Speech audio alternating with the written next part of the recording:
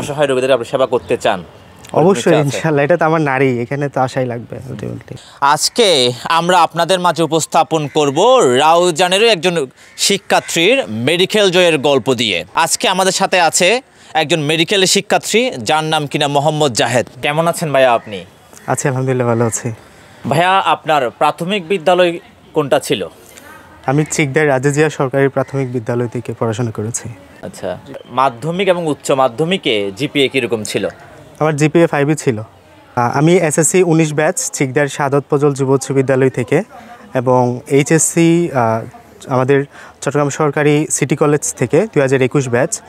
এখন অধ্যয়নরত আছি রংপুর প্রাইম মেডিকেল কলেজ 3য় বর্ষে ইনসলভেন্ট মেরিটোরিয়াস অ্যালটমেন্টে। আপনার স্বপ্ন কি ছিল? আমার শুরু থেকেই তো ছিল আসলে মেডিকেল, পারিবারিকভাবেও একটা স্বপ্ন ছিল যে বড় হয়ে ডাক্তার হবার। ওইখান থেকে আসলে ছোটোকাল থেকে একটা ইন্সপিরেশন ছিল বাড়তি, এই আর কি। তখন থেকেই এসএসসি এইচএসসি এই ধাপগুলো অতিক্রম করে অ্যাডমিশনের প্রিপারেশনে যাওয়া। আচ্ছা ভাই, আপনি মেডিকেলের সুযোগ পাওয়ার জন্য আপনি কত ঘন্টা করে দৈনিক পড়েছিলেন? কত ঘন্টা বলতে আসলে এটা কোনো স্পেসিফিক বিষয় না, মানে প্রয়োজন অনুসারে। আমাদের যখন এইচএসসির পর্যায়ে থাকে, আমরা তো করোনার সময় ছিলাম, মাঝখানে বিশাল একটা গ্যাপ পড়ে গিয়েছিল। তো মাঝখানে যে অনলাইনের একটা হঠাৎ শুরু হয়, বিভিন্ন ব্যাচে ভর্তি হই। পরবর্তীতে এইচএসসির পরেও আমার পুরো অ্যাডমিশনের জার্নিটা কিন্তু এই রাউজানে বসে হয়েছিল। আমি অফলাইনে কোনো ব্রাঞ্চে যুক্ত হইনি, ইচ্ছে করে হয়নি, হওয়ার সুযোগ ছিল। তবে অনলাইনে যেহেতু সুযোগ সুবিধা ছিল ওই সময়টাতে, বিভিন্ন পেইড কোর্স অ্যাড হয়ে মোটামুটি যাত্রাটা ওখানেই ছিল, অনলাইন বেসডই ছিল। এবং ফার্স্ট টাইমে আমার এটা হয় নাই, পরবর্তীতে সেকেন্ড টাইম রান করি। সেকেন্ড টাইম আলহামদুলিল্লাহ এক জায়গায় হয় আর কি। আচ্ছা ভাইয়া, আপনি কত ঘন্টা দৈনিক মোবাইল ব্যবহার করেছিলেন, বা সামাজিক যোগাযোগ মাধ্যমে কত ঘন্টা আপনি সময় ব্যয় করেছিলেন? এটা তো আসলে এখন ম্যাক্সিমামের এডিকশান, আমারও ছিল না, বিষয়টা এমন না। তবে কি ওই যে মাত্রাতিরিক্ত না ছিল, আর হচ্ছে গেমস বা এরকম কোনো এডিকশান ছিল না। এমনি সামাজিক যোগাযোগ মাধ্যম ফেসবুকে কিছুটা এডিকশান ছিল, পরীক্ষার আগে এগুলো অতটা ইম্প্যাক্ট করেনি। আচ্ছা ভাইয়া, আপনার ভবিষ্যৎ পরিকল্পনা কি? নিয়ত আছে যে আমাদের রাউজানে যদি মাইক্রো হেলথ সেন্টার করা যাইতো, তাহলে বোধহয় আমাদের গ্রামীণ এলাকায় একদম তৃণমূল পর্যায়ে স্বাস্থ্য সেবাটা খুব সহজলভ্য করা যেত। তো ইনশাল্লাহ যদি আল্লাহ তৌফিক দেয়, তাহলে হয়তো মাইক্রো হেলথ সেন্টার এর যদি কোনো সুযোগ হয় ইনশাল্লাহ করতে পারি।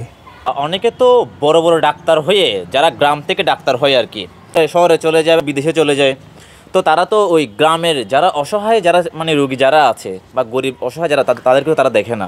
এক্ষেত্রে আপনি কি ওই গরিব অসহায়দেরকে দেখবেন কি না? ইনশাল্লাহ অবশ্যই।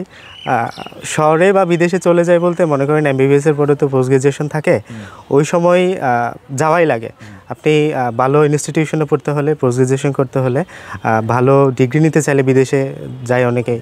আবার অনেকেই ভালো আমাদের যে পোস্ট গ্রাজুয়েশন মেডিকেল আছে ওখানে তাদেরকে যাওয়া লাগে ট্রেনিং হয়ে। তো যার জন্য ওই সময়টা আপনাকে বাইরে থাকতেই হবে, আপনি চাইলেও আসলে গ্রামে আসতে পারবেন না। তবে কি ডিগ্রির পরে একটা নির্দিষ্ট সময় আসা যায় গ্রামে, চাইলেও সেবা দিতে পারে। আমার নিয়ত আছে ইনশাল্লাহ আসবো। মানে আপনি ভবিষ্যতে বড় ডাক্তার হয়ে অবশ্যই গ্রামে যারা অসহায় রোগীদের আপনি সেবা করতে চান? অবশ্যই ইনশাল্লাহ, এটা তো আমার নারী, এখানে তো আশাই লাগবে আলটিমেটলি। মেডিকেলে আপনার পড়ার চাপটা কেমন? মেডিকেলে পড়ার অবশ্যই কিছুটা চাপ আছে, তবে বিষয়টা অতটাও জায়ান্টভাবে ভাবার কিছু নেই আসলে। মোটামুটি উচ্চশিক্ষার যে সেক্টরগুলো আছে প্রতিটি স্তরের শিক্ষার্থীদের কিন্তু ভালো পড়াশোনার মধ্যে থাকতে হয়।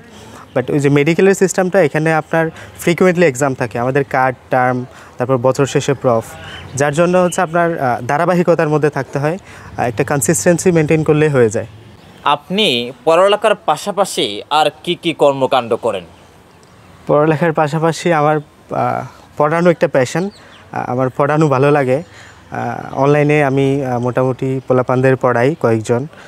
এরপরে হচ্ছে বর্তমানে আমাদের চিকদার এলাকায় আমরা একটা অফলাইন কোচিংয়েরও ব্যবস্থা করতেছি, যেখানে আসলে অনলাইন অফলাইনের একটা যুগান্তকারী সমন্বয় আমরা নিয়ে আসতেছি।